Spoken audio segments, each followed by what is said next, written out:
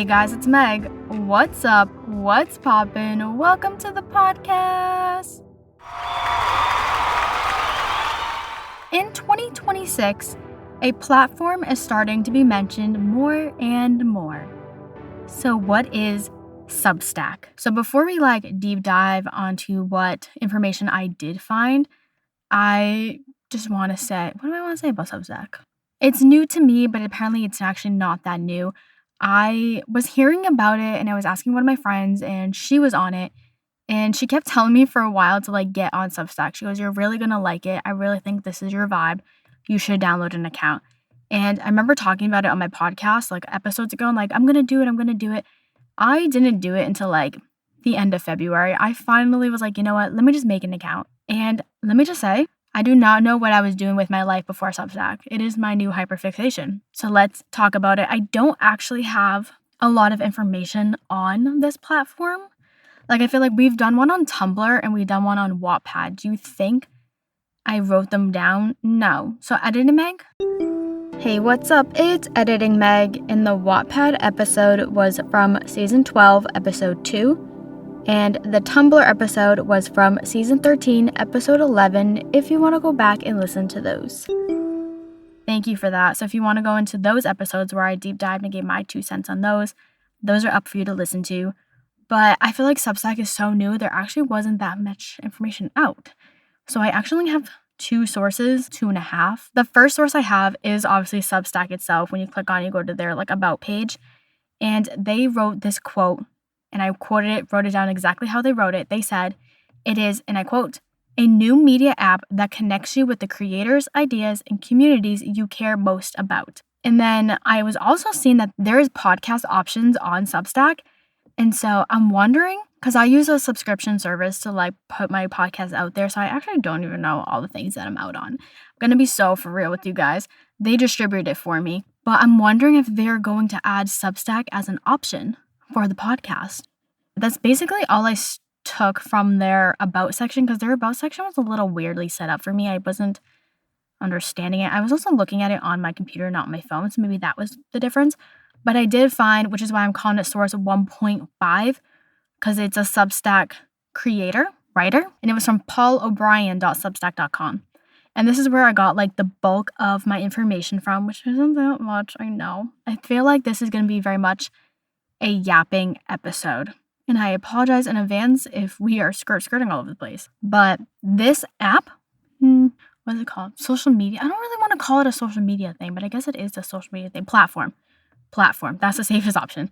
This platform was founded in 2017 by Chris Best, Hamish McKenzie, and George Seth. I wanted to look up how to pronounce his name. And Jiraj Sethi. I'm so sorry if I'm mispronouncing your name. But basically, they all had this one idea that, and I quote, "What if writers could publish directly to readers and get paid for it?" End quote. And the thing about Substack, which sounds very familiar to Tumblr's very beginnings, is there's no ads, no algorithm, and no middleman, which is crazy having a platform in 2026 without ads. I feel like ads consume our lives and take over everything. It doesn't matter where you are. You don't even have to be on a social media site. You can just be scrolling on Google and you will get an ad pushed out at you. So the fact that they're able to have this platform without ads is crazy and honestly a little unheard of in today's world. And to sum up this person's article, they were saying a lot of things even though there's a rise of clickbait, AI, and influencers selling you pointless items, Substack was the authenticness,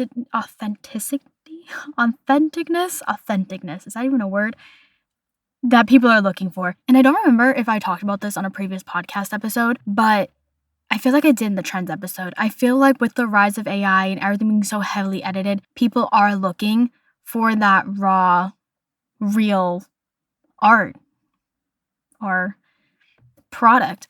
People don't want the heavily edited stuff anymore. People want the mistakes. People want the glitchy audio, the distorted videos, because it shows you're authentic and it shows that you're human, especially with the rise of AI. AI is starting to get harder and harder to tell if it's real or if it's fake. Before, it was so easy to tell. We could be oh, that person has an extra finger.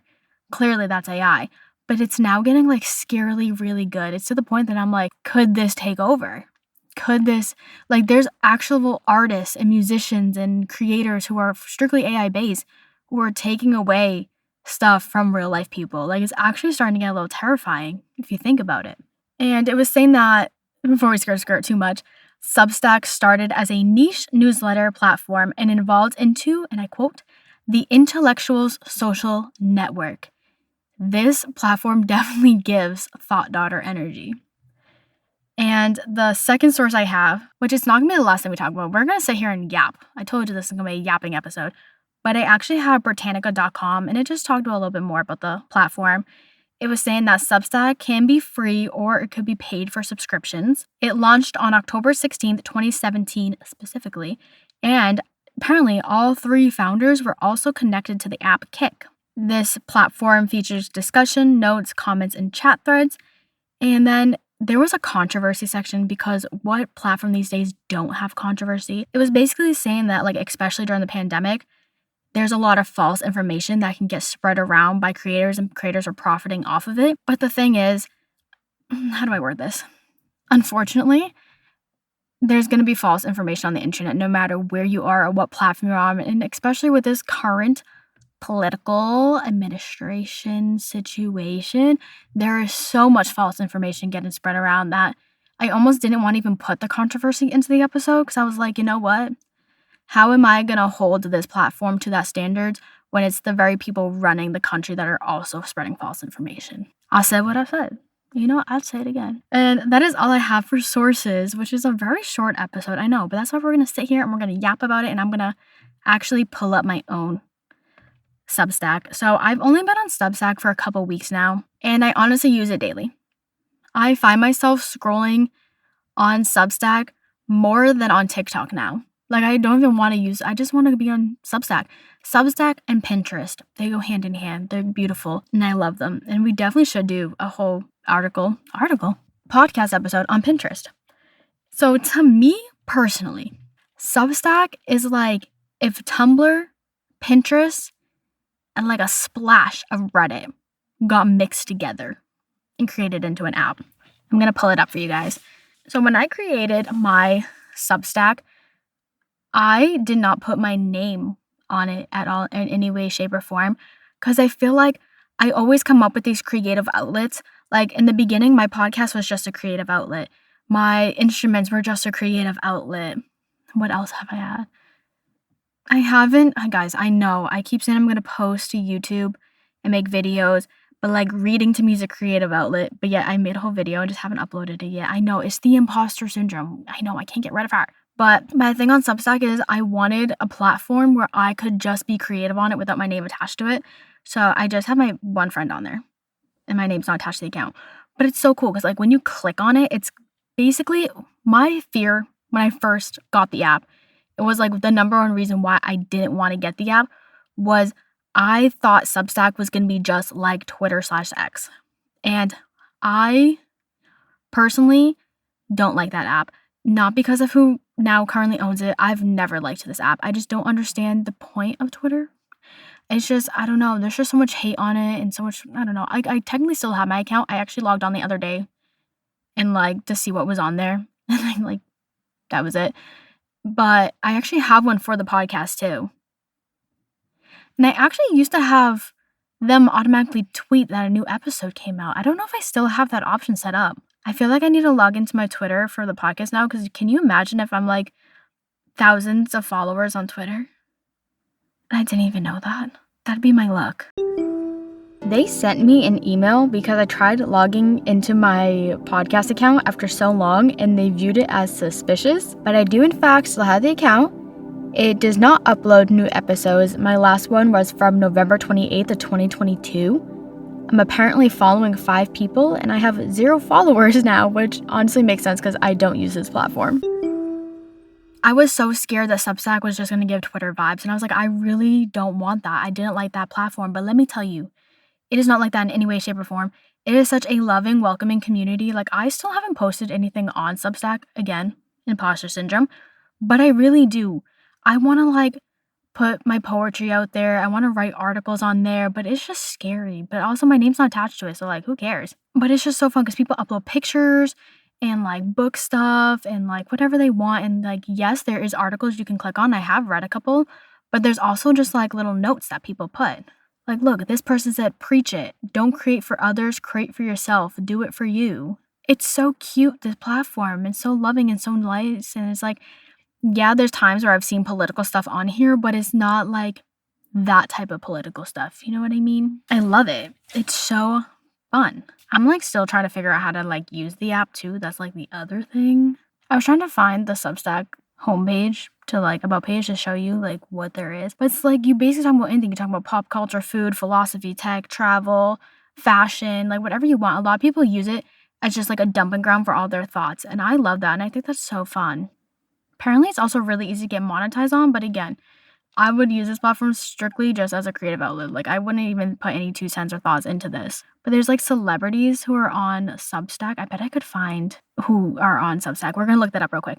But it says right here on their like about page, like why writers and creators choose Substack, and it says control, aligned incentives, growth, ownership. Oh yeah, that's the number one thing about this. It's like you own your content and your relationship with your subscribers. So like if you ever leave, they made it easy for you to export all your stuff and take your subscribers' emails with you. So that way you can talk about them on other, like have them follow you to other platforms, which is so cool.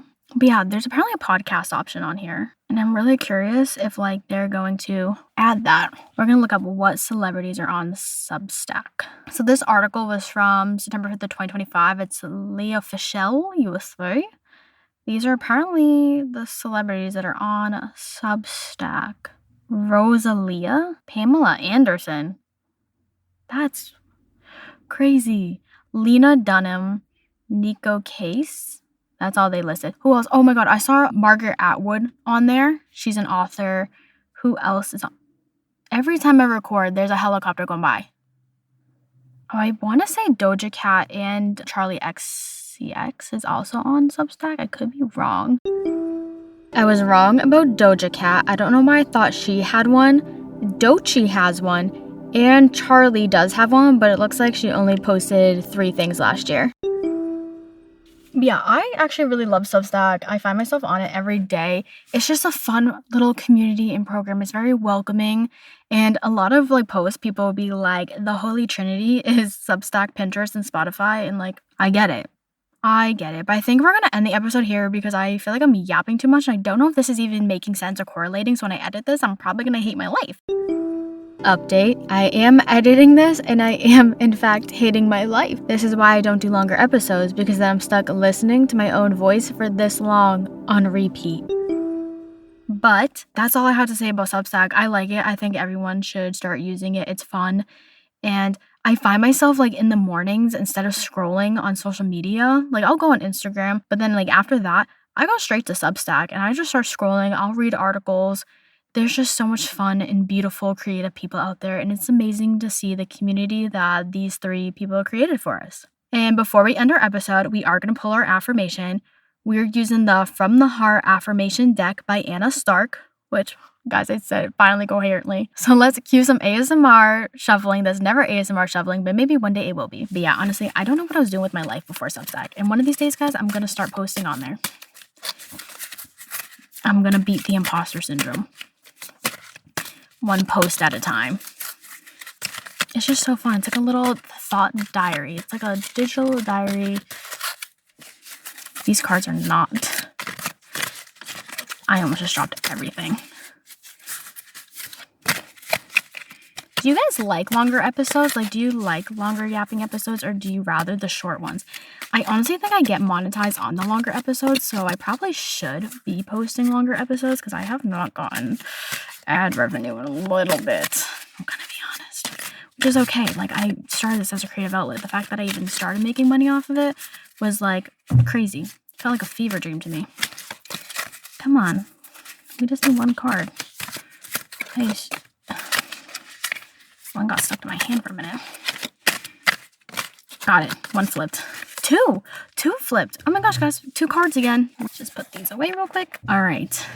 Cue the drum roll, please. So we got two cards flipped at the same time. They were like stuck together. So the first one is, I anchor the boundless light in my heart. I am divine. Wait, this one kind of goes with the episode. The second one is, I accept my vulnerability. It strengthens my love of self. And those are our affirmations for the week. So the next time that you find yourself on your phone and you're looking for a different type of platform, why not try out Substack? It's pretty fun. It's a little bit new compared to other platforms, and I honestly don't see it fading away anytime soon. Thank you for tuning into this week's episode of Hey Guys, It's Meg. You can follow Hey Guys, It's Meg _podcast on Instagram for updates and good times. Come back next Monday at 9 a.m. I can't believe I'm going to say this. For the season 14 finale, it's going to be episode 13. And you know what we're going to be talking about?